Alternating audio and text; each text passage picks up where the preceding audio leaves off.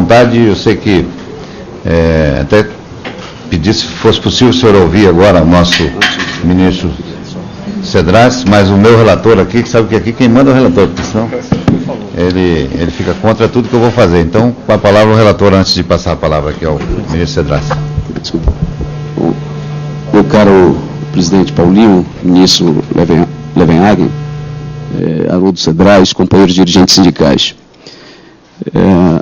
Nós temos nesta comissão feito uma discussão e situado este debate para além da visão simplista de considerar que esta comissão tem apenas um papel de debater o tema das fontes de contribuição do movimento sindical. Nós temos feito uma discussão relevando o papel dessa instituição que tem sido basilar para a democracia e para a liberdade, mas sobretudo para a promoção do direito no Brasil e em todo o mundo, considerando que a própria trajetória do movimento sindical brasileiro e do movimento sindical em todo o mundo se confunde com a própria condição da promoção do direito, da valorização do trabalho.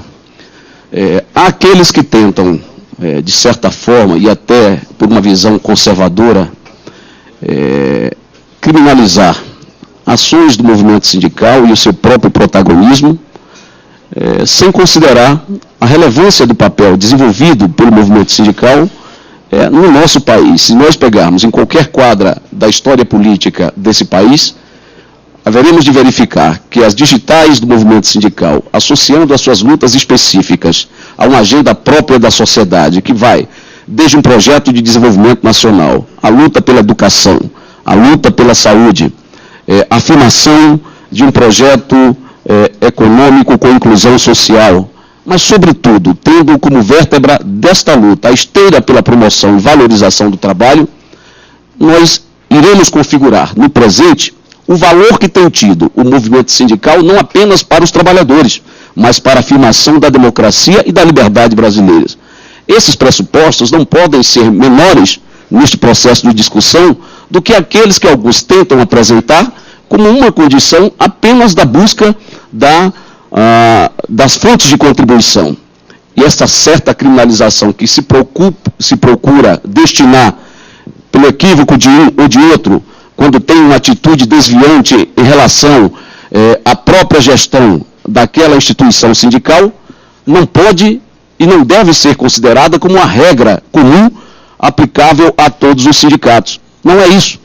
E, neste sentido, esta comissão, instalada para analisar um conjunto de medidas e propostas legislativas que aqui tramita, mas também para promover um reconhecimento, como bem dissera o nosso presidente do tribunal, reafirmando um papel do sindicato, dando a ele a condição material para produzir com segurança, né, dar uma longevidade maior a esta luta pela promoção do direito, ter essas condições materiais para fazer um enfrentamento com o capital que tem e que goza de condições absolutamente favoráveis numa luta com os trabalhadores, desproporcional com os trabalhadores.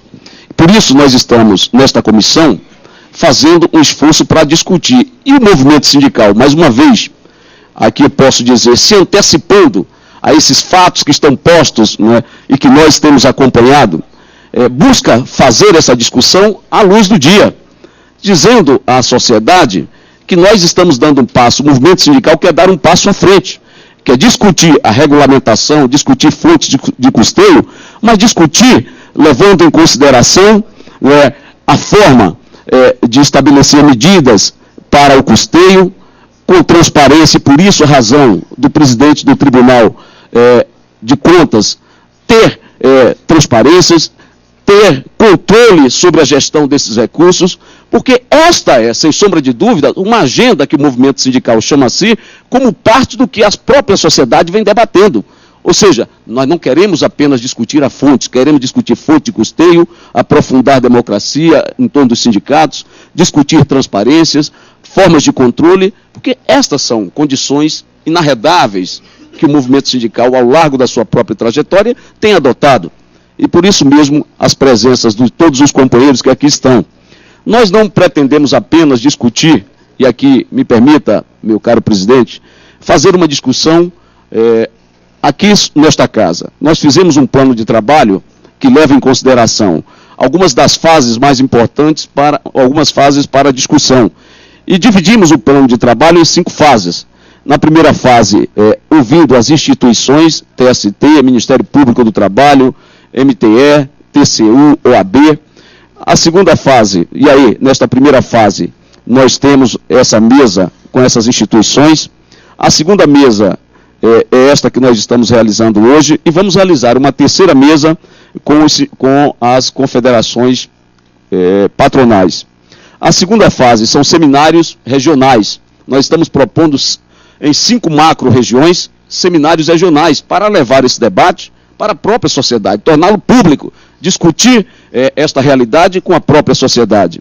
Na terceira fase, nós vamos realizar, e aí já fizemos uma série de provocações, às confederações, caro presidente, discutindo aqui em Brasília, entre terça e quinta-feira, com as confederações, para ouvir especificamente, né, as propostas, quais são as questões específicas dessas confederações, de modo a ir produzindo insumos capazes de, ao término, ter um relatório consistente, fruto dessa pluralidade de opiniões, mas que ele possa ser rico pelo próprio debate realizado com a sociedade. Nós vamos fazer uma quarta fase. 10h37, você acompanha a audiência pública da Comissão Especial, que neste momento discute o financiamento da atividade sindical. Hoje, os sindicatos são mantidos pela contribuição sindical dos empregados, que é obrigatória, descontada em folha de pagamento uma vez por ano e corresponde à remuneração de um dia de trabalho e, inclusive, está prevista na Constituição. O financiamento das entidades sindicais é uma garantia da representação sindical de várias categorias e é este o assunto que está em debate na comissão especial. Vamos